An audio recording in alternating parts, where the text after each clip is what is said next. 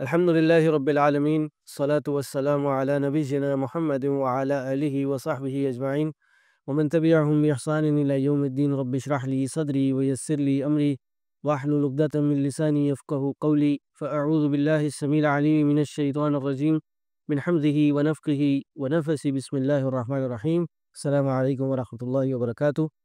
آپ سب کو خوش آمدید ایک دفعہ پھر ہماری مسائل و احکام پوڈ کاسٹ جو ہم نے ابھی ریکارڈ کی تھی، جس کا موضوع قربانی اور قربانی سے متعلق احکام تھے. ہم اسی کا پارٹ 2 حصہ 2 ریکارڈ کرنے بیٹھے ہیں، اور پچھلے پروگرام میں ہم نے مختلف قربانی سے متعلق مسائل و احکام پہ بات کی. انشاءاللہ اس میں جو بقیہ کچھ مسائل ہیں جو ان ایام میں لوگوں کے سوالات کی صورت میں اور کچھ کنفیوژن کی صورت میں سامنے آتے رہتے ہیں، اس پہ انشاءاللہ ہم ڈسکشن کریں گے. اس ڈسکشن کے لیے جیسے پچھلے پارٹ میں میرے ساتھ شیخ مغیث تھے، ابھی بھی میرے سامنے موجود ہیں شیخ مغیث رحمان. شیخ جزاک اللہ خیر، آپ آئے، بارک اللہ فیک. انشاءاللہ اس حصے میں ہم 2 سے 3 چیزوں پہ گفتگو کریں گے.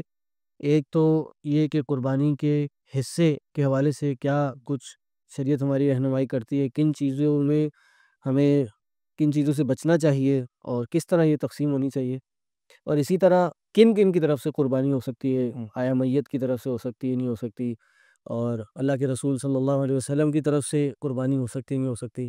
اور اسی کے ساتھ ساتھ قربانی کا طریقہ، اسی سے انشاءاللہ شروع کرتے ہیں کہ قربانی کا طریقہ کیا ہے، یعنی یہ ذبح کا طریقہ کیا ہے، اور اس کے ساتھ اس ذبح میں کیا ایسی چیزیں ہیں جو لوگ کرتے ہیں اور بد احتیاطیاں ہوتی ہیں، اور وہ ان چیزوں سے اجتناب کرنا چاہیے، ان چیزوں کو نہیں کرنا چاہیے.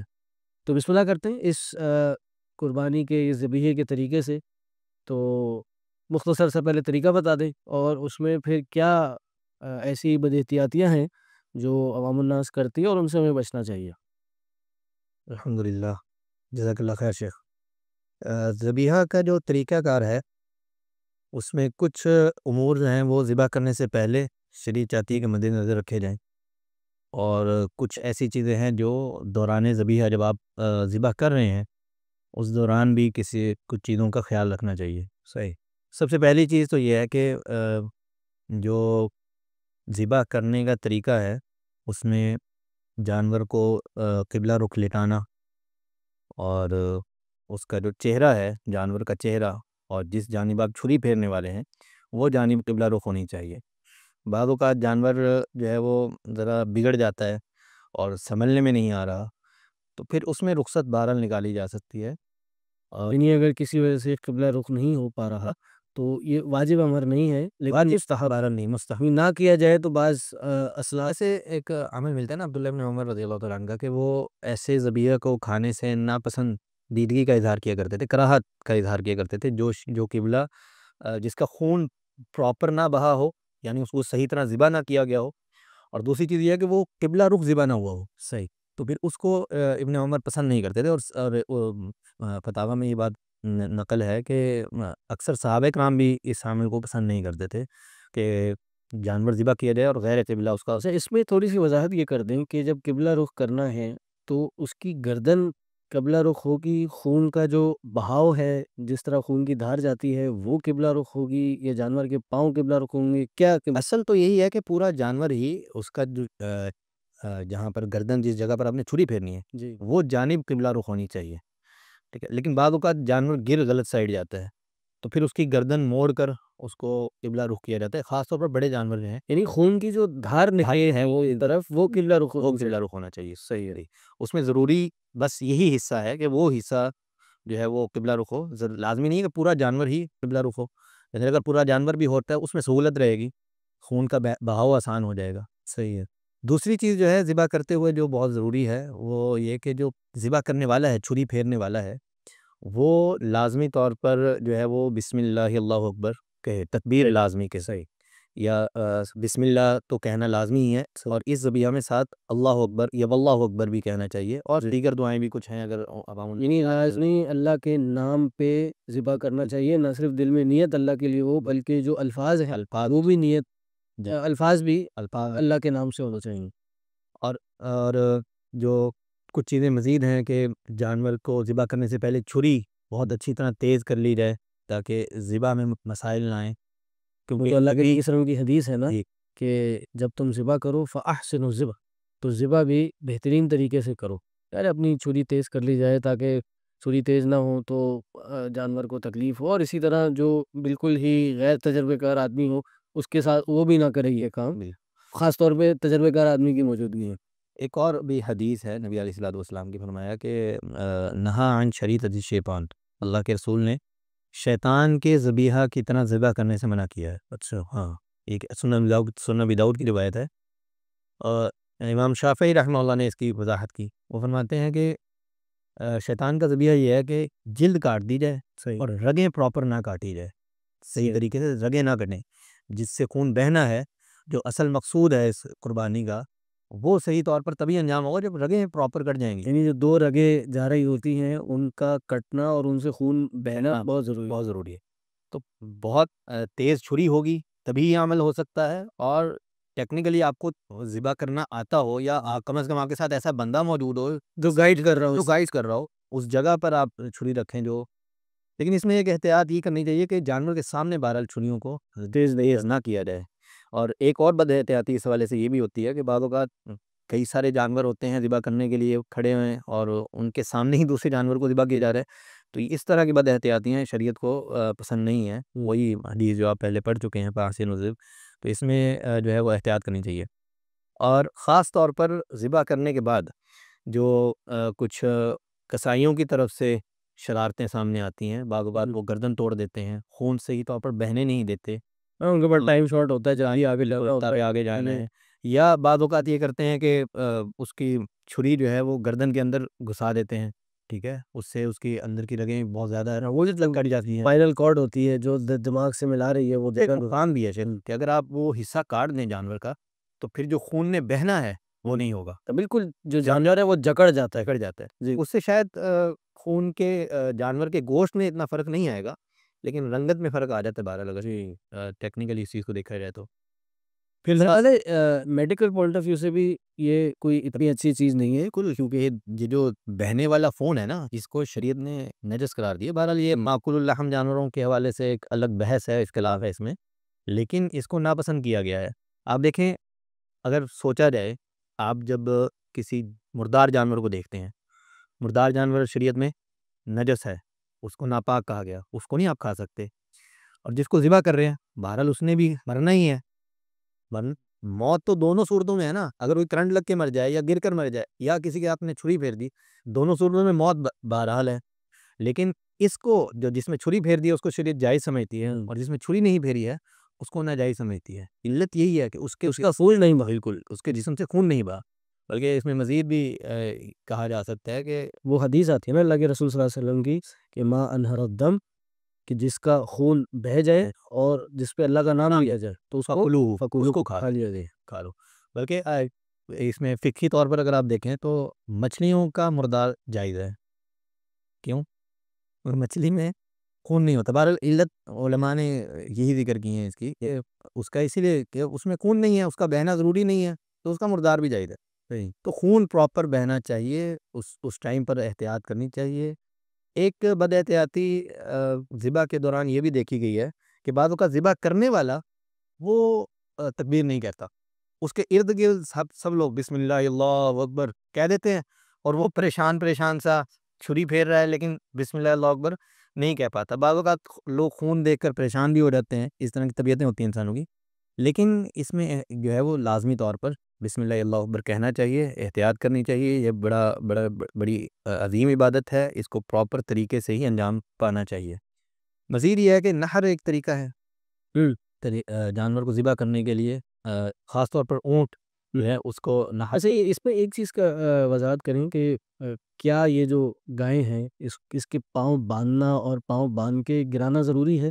اس کے بغیر بھی یہ ذبح کا سلسلہ کیا جا سکتا ہے؟ ضروری تو نہیں ہے جی. شریعت کا مطلوب تو نہیں ہے، صحیح ہے. لیکن یہ ہے کہ اگر آپ جانور کے حجم کے اعتبار سے دیکھیں تو پھر بہرحال اس کو وہ نقصان قابو کرنے کے لیے ضروری ہے کہ اس کو یہاں شہروں میں بھی ایسے مل جاتے ہیں لوگ کسائی جو ایک جانور کو ایک ہی ہاتھ سے قابو کر لیتے ہیں. بالکل ایسا ہی ہے، گردن موڑ کے ہوتے ہیں اور اسی سے ایک ہی عمدہ گرا کے وہ ذبح کرتے ہیں. پاورفل لوگ رہتے ہیں، وہ ہوتے ہیں جو ایک جانور کو قابو کر سکتے ہیں اور اس میں ان کو باندھنے کی بھی ضرورت نہیں پڑتی. یہ اکثر جو سلاٹر ہاؤسز وغیرہ کے جو کسائی ہوتے ہیں بڑے پروفیشنل ہوتے ہیں. تو اس میں یہ شریعت کا مطلوب نہیں ہے. صحیح. شریعت کا مطالبہ نہیں ہے کہ آپ اس کو باندھیں گے، اس کے پاؤں باندھیں گے یا کچھ اس طرح کا انداز ہوگا تبھی وہ جانور صحیح ذبح ہوا ہے. شریعت کا مطلوب صرف ایک ہی ہے، آپ طریقے سے ٹھیک ٹھاک خون بہا کر ذبح کریں. صحیح. اور ذبح کرتے ہوئے اس کو قبلہ سمت کر دیں. اور تیسری چیز یہ کہ بسم اللہ اللہ اکبر کہتے ہیں، بس یہ سادہ ترین ذبح ہے. صحیح. اور اس کا پھر خون بہنے دیں. صحیح. اس کو جب تک وہ خود سے خون مکمل طور پر بہہ نہ جائے، ٹھنڈا نہ ہو جائے، اس وقت تک دوبارہ اس کو جو ہے وہ چھیڑا نہ جائے، اس کی کٹنگ دوبارہ شروع نہ کی جائے. صحیح. اس میں آپ نہر کے حوالے سے کچھ بتا رہے تھے.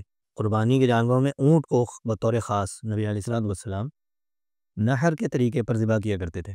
وہ کیا ہے کہ اونٹ کو کھڑا کر دیا جائے قبلہ رخ کر کے. صحیح ہے. اور اس کا بایاں پاؤں باندھ دیا جائے. ٹھیک ہے. اب وہ 3 پاؤں پر کھڑا ہے. صحیح ہے. اور اس کے گلے میں ایک خاص پوائنٹ ہے، اس جگہ پر برچھی یا بھالا یا چھری جو بھی ہے، تیز ترین چھری، اس کو جو ہے وہ گھسایا جاتا ہے اور اس سے اس کے خون بہنا شروع ہوتا ہے. وہ خون بہتا رہتا ہے اور خود ہی جانور جو ہے وہ مڈال ہو جاتا ہے. مڈال ہو جاتا ہے. صحیح ہے. اس میں یہ لازمی نہیں ہے کہ یہی طریقہ اپنایا جائے. صحیح ہے. یہ بہرحال اس لیے ہے کہ جانور اونٹ جو ہے وہ بڑا جانور ہے اور اس کو ذبح کرنا اتنا آسان نہیں ہے، تو اس طریقے پر ذبح کیا جائے. البتہ چھوٹا اونٹ اگر ہو اور اس کا قد چھوٹا ہے تو ایسے اونٹ کو جو ہے وہ آرام سے آپ 4 پیروں پر کھڑا کر کے بھی نہر کر سکتے ہیں. یعنی باندھ لیا جائے تو بہتر ہے، آسانی سے ذبح نہر ہو جائے گا.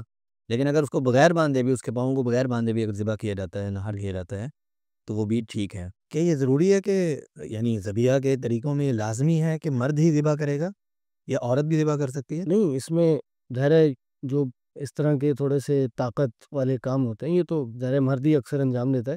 لیکن شریعت میں اس میں اجازت ہے کہ یہ ذبح کا کام ایک خاتون بھی کر سکتی ہے. اور اس میں ایک حدیث بھی آتی ہے کہ نبی علیہ السلام کو ایک صحابی نے، غالباً کعب بن مالک رضی اللہ عنہ، انہوں نے کہا کہ ایک لڑکی نے ایک جانور کو ذبح کیا تو نبی علیہ السلام نے کہا کوئی مسئلہ نہیں، اس کو کھا لیا جائے. تو اسی لیے ایک خاتون اگر ذبح کرتی ہے تو انشاءاللہ اس میں کوئی مسئلہ نہیں ہے. اور کیا یہ بھی بعضوں کا سوال کیا جاتا ہے کہ ہر گھرانے کا ہر فرد ہی ذبح میں شامل ہوگا، ذبح کرے گا؟ یہ بھی ضروری ہے کیا، یا ایک گھرانے کی طرف سے ایک قربانی کافی ہو سکتی ہے؟ یعنی اگر یہ سوال یہ ہے کہ کیا گھرانے کے ہر فرد کی طرف سے قربانی ہے، تو اس میں تھوڑا سا جو علماء اس حوالے سے بیان کرتے ہیں وہ یہ، ایک تو حدیث ہے اللہ کے نبی صلی اللہ علیہ وسلم کی، اور غالباً ابو ایوب انصاری کی یہ روایت ہے، اور وہ کہتے ہیں کہ نبی علیہ السلام کے زمانے سے ہر گھر کی طرف سے ایک قربانی کی جاتی تھی. یعنی ایک گھرانہ، ایک جو کمانے والا ہے اور وہ صاحب استطاعت ہے، تو وہ جب ایک قربانی کرے گا تو وہ سارے گھر والوں پہ کفایت کر جائے گی. اچھا، اس میں جو ایک عموماً ایک سوال آتا ہے وہ یہ کہ گھر پہ 3-4 لوگ ہیں کمانے والے، 3-4 فیملیز ہیں، مکس فیملی سسٹم ہمارے یہاں چلتا ہے، تو اس میں کیسے فرق کریں گے؟ تو اس میں جو علماء فرق بتاتے ہیں وہ یہ کہ آپ کچن کو دیکھیں کہ گھر میں کتنے چولہے جل رہے ہیں. جتنے چولہے جل رہے ہیں یا جتنے کچن ہیں، اس کا مطلب یہ ہے کہ ہر کچن کی اپنی ایک ارننگ اور اپنی ایک ذاتی حیثیت ہے، بالکل، تو اتنی قربانیاں واجب ہوں گی. ورنہ اگر مثال کے طور پہ ایک والد ہے اور والد کے ساتھ 3-4 بیٹے ہیں اور سارے بیٹے جو ہیں کماتے ہیں، کوئی والد صاحب کے ساتھ کام میں ہیں یا اپنے الگ الگ کمائیاں کرتے ہیں، لیکن گھر میں کچن ایک ہی ہے، سب ایک ہی میں پول ان کرتے ہیں، تو پھر صرف جو والد ہے وہ اگر قربانی کر لے گا تو پورے گھر کی طرف سے کفایت کر جائے گی.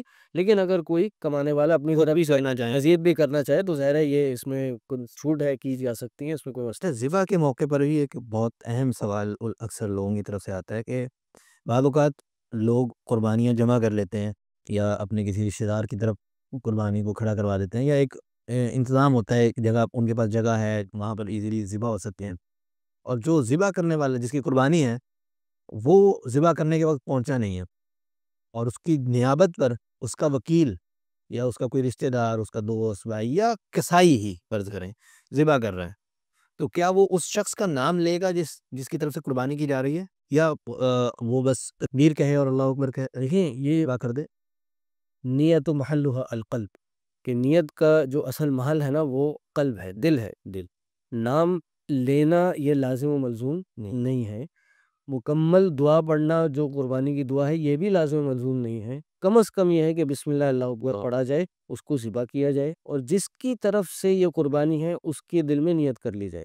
یا کم از کم جو ایک وکیل کھڑا ہوا ہے وہ بھی نیت کر لے کہ یہ 10 جانور ہے، تو پہلا جانور فلاں سلمان صاحب کی طرف سے، فلاں صاحب کی طرف سے، فلاں صاحب کی طرف سے، اچھا جی یہ ان کا ہو گیا، یہ ان کا ہو گیا، یہ ان کا ہو گیا. تو اس میں بھی انشاءاللہ کوئی حد نہیں، لیکن بہرحال نام لے لیں تو ایک جگہ کلیئرٹی رہے گی، زیادہ بہتر رہے گا. چونکہ نبی علیہ السلام لیتے تھے، نبی علیہ السلام جب ذبح کرتے تھے تو کہتے تھے کہ یہ منی ومن اہلی، کہ یہ میرے اور میرے گھر والوں کی طرف سے. تو اس سے یہ بات معلوم ہوتی ہے کہ نام لے لیا جائے تو یہ مستحب ہے کہ جی کسی اور کی طرف سے جب آپ کر رہے ہیں تو آپ کہہ رہے ہیں کہ من عبداللہ ومن اہل عبداللہ، اس طرح سے بات کر لی ہے تو انشاءاللہ کوئی مسئلہ نہیں ہے. واجب نہیں ہے، جی واجب نہیں ہے، لیکن اگر کوئی کہہ دیتا ہے جی نام لے دینا تو کوئی مسئلہ نہیں. آج ویسے ایک سوال آیا تھا میرے پاس جمعے کے بعد، ایک صاحب آئے تھے، انہوں نے کہا کہ جی میں کراچی رہتا ہوں تو کیا میں اپنی قربانی گاؤں میں کر سکتا ہوں؟ تو انشاءاللہ اس میں کوئی مسئلہ نہیں ہے. آپ کی قربانی ہونا ضروری ہے، ضروری نہیں ہے اس جگہ پر آپ کا موجود ہونا ضروری ہو. آپ کی قربانی ہو اور بھلے آپ وہاں موجود نہ ہوں، آپ کے نام سے قربانی ہو جائے، آپ کی نیت سے قربانی ہو جائے اور وہ ہو کے بڑھ جائے، انشاءاللہ اس میں کوئی مسئلہ نہیں ہے. تو یہ تو شاید زندوں کی طرف سے ہوگی قربانی، نیابت ہو سکتی ہے. اسی سے ایک اور مزید سوال نکلتا ہے، کیا ہم اپنے میتوں کی طرف سے بھی قربانی کر سکتے ہیں؟ میت جو مر چکے ہیں ان کی طرف سے قربانی، یا پھر اسی کے ضمن میں یہ بھی بات کی جاتی ہے کہ نبی علیہ الصلوۃ والسلام کی طرف سے ہم قربانی کرنا چاہتے ہیں، تو اس کے حوالے سے کیا رہنمائی؟ یہ ایک کامن سوال ہے جو آتا ہے کہ کیا فوت شدگان کی طرف سے جو مرحومین ہیں ان کی طرف سے قربانی ہو سکتی ہے، نہیں ہو سکتی؟ دیکھیں ایک بات کا سمجھنا بہت ضروری ہے کہ دین میں کوئی بھی کام ہم نے کرنا ہے نا تو اس کے لیے اس کی دلیل ہونا بہت ضروری ہے. ہمیں نبی علیہ السلام کے فعل سے یا صحابہ کے فعل سے کہیں نہیں ملتا کہ انہوں نے نام لے کے کسی ایسے شخص کے یا فوت شدگان یا اپنے بزرگوں کی طرف سے کوئی قربانی کی ہو. تو اس لیے بہتر یہی معلوم ہوتا ہے. اس میں وہ حدیث پیش کرتے تو ہیں کہ نبی علیہ الصلوۃ والسلام نے امت کی طرف سے کی تھی، تو اس میں وہ بھی اپنی امت کی طرف سے کر لیں، لیکن بہرحال ہم یہ کہتے ہیں کہ اختلافی مسئلہ ہے اس اعتبار سے، تو زیادہ بہتر رائے یہ معلوم ہوتی ہے کہ ان فوت شدگان کی طرف سے قربانی ثابت نہیں ہے تو نہ کی جائے. لیکن اگر کوئی کر لیتا ہے اس حدیث کی بنیاد پر تو ظاہر ہے ہم اس کو اتنا بدعت کا حکم نہیں لگا سکتے. لیکن اگر پھر بھی کوئی اگر اپنے فوت شدگان کی طرف سے اس عمل میں ان کو شریک کرنا چاہتا ہے تو پھر وہ کوئی جانور لے اسی دن میں، چونکہ اس دن سب سے اچھا کام خون بہانا ہے، بالکل. تو وہ ایک جانور لے اور اس میں یہ نیت کر لے کہ یہ جانور میرے اور میرے گھر والے جو گزر گئے ان کی طرف سے ہے، تاکہ وہ اس میں شریک ہو جائیں. لیکن پھر یہ جو اس کی حیثیت ہے وہ صدقے والی ہوگی، قربانی نہیں ہوگی. قربانی نہیں ہو. اور یہی بات ہمارے جو شیخ ہیں، شیخ عبداللہ ناصر رحمانی حفظہ اللہ، انہوں نے اسی طرح اس کو بیان کیا ہے، تو ہم بھی اس لیے اس کو ایسے ہی آگے بیان کریں. ایک چیز اور میں یہاں کہنا چاہتا ہوں کہ یہ چیز اس وجہ سے بھی ہے کہ آپ جو بھی عمل کریں گے، جو بھی قربانی کریں گے، جو بھی نماز پڑھ رہے ہیں، جو بھی ذکر اذکار، جو بھی دین کا کام کر رہے ہیں، اس کا سارا اجر جو ہے وہ آپ کے والدین اور بزرگوں کو، محسنین کو جا رہا ہے. تو اس لیے جب آپ اپنے نام سے قربانی کرتے ہیں تو اس کا اجر آپ کو ہی ملتا ہے اور بڑوں کو بھی ملتا ہے. صحیح. اور جب آپ صرف ان کے نام سے کرتے ہیں تو گویا کہ آپ نے اس قربانی میں اپنے آپ کا آپ کو محروم کر. جی اسی لیے اس میں جو جملہ بولنا ہے اس میں آپ نے بہرحال اپنی شراکت داری لازمی ظاہر کرنی ہے. ھذا عنی وعن والدی، یہ اس طرح ہے، یہ میری طرف سے ہے اور میرے والدین کی. اچھا اس میں ایک اور میں بات بتاؤں، لوگ تھوڑے سے اور ایکسٹریم پہ چلے جاتے ہیں، یعنی اتنا لوگوں کے ذہنوں میں اس معاملے کو اتنا اس طریقے سے لے لیا ہے کہ لوگ کہتے ہیں کہ بھئی ہم اپنے بزرگوں کی طرف سے کر رہے ہیں اور ہمارے بعد میں آنے والے ہماری طرف سے کریں گے. تو بسا اوقات لوگ اپنی قربانی نہیں کرتے، وہ کرتے ہی اپنے بڑوں کی قربانی ہے. تو بھئی یہ تو بالکل بھی شریعت سے کا مطلوب نہیں ہے. شریعت کہتے ہیں اپنی قربانی کریں، اپنی طرف سے کریں. اس طرح اگر اتنا انٹینسٹی کے ساتھ یہ معاملہ ہوتا تو صحابہ بڑھ چڑھ کے یہ کام کرنے والے ہوتے. اسی طرح ایک اور مسئلہ آپ نے پوچھا تھا لیتے ہیں کہ اسی زمن میں کیا نبی علیہ السلام کی طرف سے قربانی کی جا سکتی ہے یا کرنی چاہیے؟ دیکھیں اس میں بھی وہی بات ہے، ہم جو بھی عمل کر رہے ہیں سارے کا سارا ثواب اللہ کے رسول صلی اللہ علیہ وسلم کو مل رہا ہے. تو کیا نبی علیہ السلام کے ساتھ مزید ایک خیر خواہی اور مزید محبت اس میں ہو سکتی ہے کہ ہم ان کی طرف سے قربانی کریں، تو اس میں بھی ہم یہی کہتے ہیں کہ نبی علیہ السلام سے محبت کرنے والے ہم سے کہیں زیادہ صحابہ، ان کی قربت اور ان کے ساتھ خیر خواہی کرنے والے ہم سے کہیں زیادہ صحابہ کرام تھے، انہوں نے یہ کام نہیں کیا، تو اس لیے ہمیں بھی نہیں کرنا چاہیے۔ اس میں حضرت علی رضی اللہ عنہ کی ایک روایت آتی ہے کہ انہوں نے اللہ کے نبی صلی اللہ علیہ وسلم کی طرف سے قربانی کی تھی، لیکن وہ روایت ضعیف ہے، اور ضعیف روایت پہ ہم دین کا کوئی حکم، بعض علماء نے اس کو موضوع بھی کر جی بعض نے موضوع بھی اگر کہہ دیے تو اس لیے ہم اس پہ کوئی دین کی بنیاد نہیں رکھ سکتا۔ جیسے کہ اس ضمن میں ایک سوال اور یہ بھی ہے کہ کیا حاملہ جانور کی قربانی ہو جاتی ہے؟ یعنی ایک تو یہ کہ پہلے سے پتہ ہو کہ یہ حمل سے ہے جانور، اور اگر پہلے سے نہ پتہ ہو، بعد میں قربانی کر لی اور پھر اس کے بعد پتہ چلا کہ یہ حاملہ تھی، تو اس کی قربانی کا کیا حکم ہے؟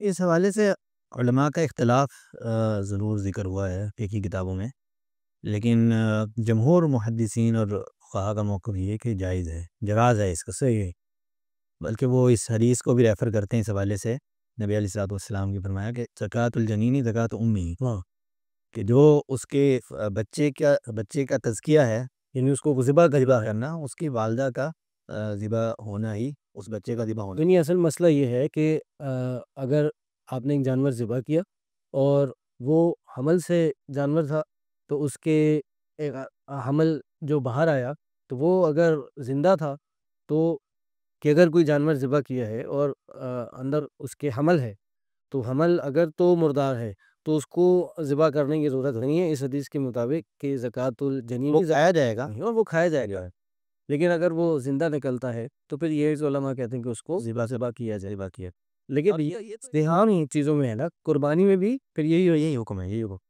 یہ بھی ذہن میں رہے کہ یہ کوئی عیب نہیں ہے۔ سوال دراصل یہی پیدا ہوتا ہے کہ کیا حمل ہونا عیب ہے اور اس کی وجہ سے جانور کو قربان نہ کیا جائے یا ایسا جانور خریدا نہ جائے؟ لیکن خریدنا تو نہیں چاہیے نا، خریدنا نہیں چاہیے جانور، آپ جو ہے وہ مضبوط جانور نہیں جو پاورفل بھی ہو اور دکھنے میں بھی خوبصورت ہو، لیکن اگر ایسا جانور خرید لیا گیا ہے، گھر آ گیا ہے، ٹھیک ہے، اور آپ کو علم ہی نہیں ہے، صحیح ہے، ایسا نہیں ہوگا کہ آپ نے قربانی کر دی تو پھر اب حمل بچہ پیٹ سے نکل رہا ہے تو آپ اب دوبارہ جانور خریدیں اور اس کو قربان دینے کی ضرورت نہیں ہے، اسی جانور کی قربانی جو ہے وہ مکمل ہوگی۔ اسی طبیل کیا ایسا جانور لینا چاہیے؟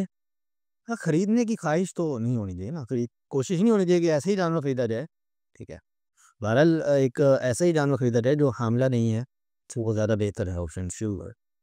جانوروں میں حصے بھی ذکر ہوتے ہیں، جانوروں کے حصے کتنے ہیں، بکری ہے اور بھیڑ ہے، یہ تو دیکھیں ماشاءاللہ معروف، سب کو پتہ ہی ہوتا ہے، اتنا معروف بھی نہیں ہے، اس پہ سوال ہیں، بعض لوگ سوال کرتے ہیں کہ کیا ہمیں اگر ایک جانور ہم نے خرید لیا ہے تو ہم 7 ہی حصے کریں گے، اب 7 لوگوں کو اکٹھا کریں، ہاں، یا پھر یہ ہے کہ ایک بندہ ایک پورا جانور کر سکتا ہے یا 2 بندے مل کر جانور پورا کر سکتے ہیں؟ لیکن بنیادی بات تو یہ ہے کہ جو بکری ہے، بکرا ہے، یا جو دمبا ہے، بھیڑ ہے، ان میں تو ایک ہی حصہ ڈلے گا، یہ ایک ہی بندے یا ایک ہی گھرانے کی طرف سے ہوگی، لیکن جو گائے ہیں یا اونٹ ہے، ان میں 7 تک لوگوں کے شریک ہونے کی گنجائش، یعنی 7 لوگوں تک اس میں شریک ہو سکتے ہیں، دونوں میں اونٹ میں 10 تک کا بھی گنجائش ملتی ہے کہ 10 تک بھی شریک ہو سکتے ہیں، لیکن یہ کوئی ضروری نہیں ہے کہ 7 ہی شریک ہوں اور 10 ہی شریک ہوں، بلکہ اس میں یہ میکسیمم نمبر ہے،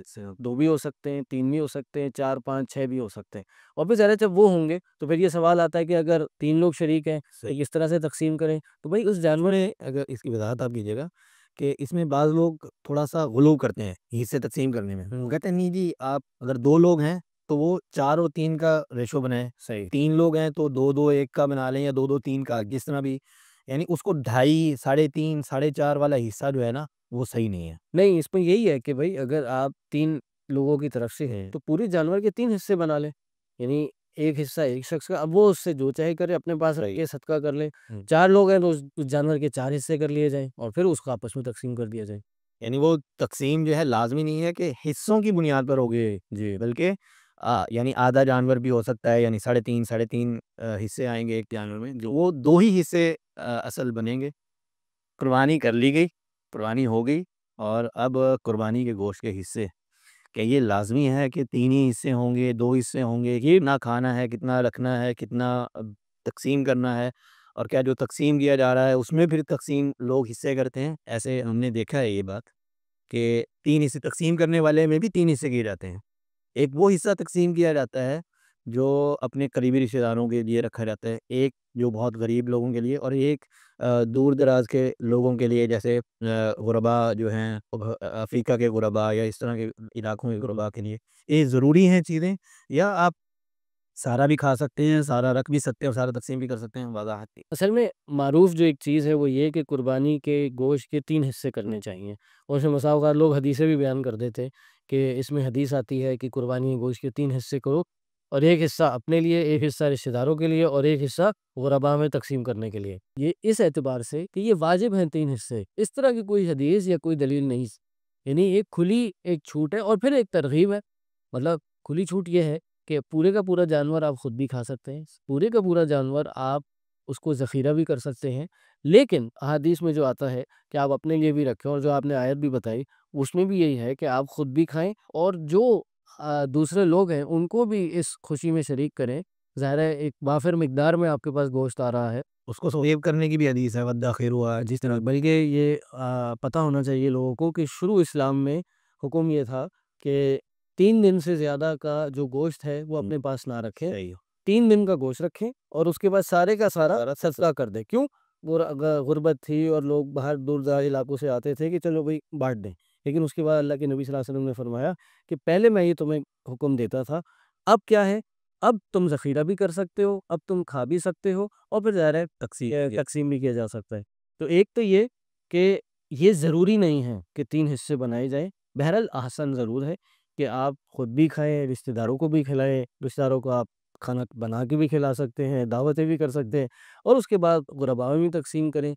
اور اس کی بالکل دوسری ایکسٹریم بھی ہو سکتی ہے، یا پورے پورے جانور بھی آپ تقسیم کر سکتے ہیں، وقف بھی کیے جا سکتے ہیں، جی قربانی پورے پورے وقف بھی کیا جا سکتے ہیں۔ اسی میں ایک اور چیز یہ بھی ہے کہ اگر آپ قربانی کر رہے ہیں تو اس قربانی سے گوشت کھانا یہ بھی سنت ہے، یہ بھی مسنون ہے، تو کچھ نہ کچھ رکھیں، کھائیں، اس کو انجوائے کریں۔ نبی علیہ السلام نے فرمایا کہ یہ ایام اکل و شرب، کھانے پینے کے دن ہے، نہیں ہے تو کھانے پینے میں اس کو انجوائے کریں۔ اسی لیے تو ان دنوں میں روزے کی ممانعت بھی ہے۔ جی بسا اوقات لوگ کیا کرتے ہیں کہ یہ قربانی دوسرے شہروں میں بھیج دیتے ہیں، ٹھیک ہے بھیجیں، وہاں ضرورت ہے تو ضرور بھیجیں، لیکن کچھ نہ کچھ اپنی امی قربانی کر کے اس کو انجوائے کریں اور اللہ کی اس نعمت کا فائدہ اٹھائیں۔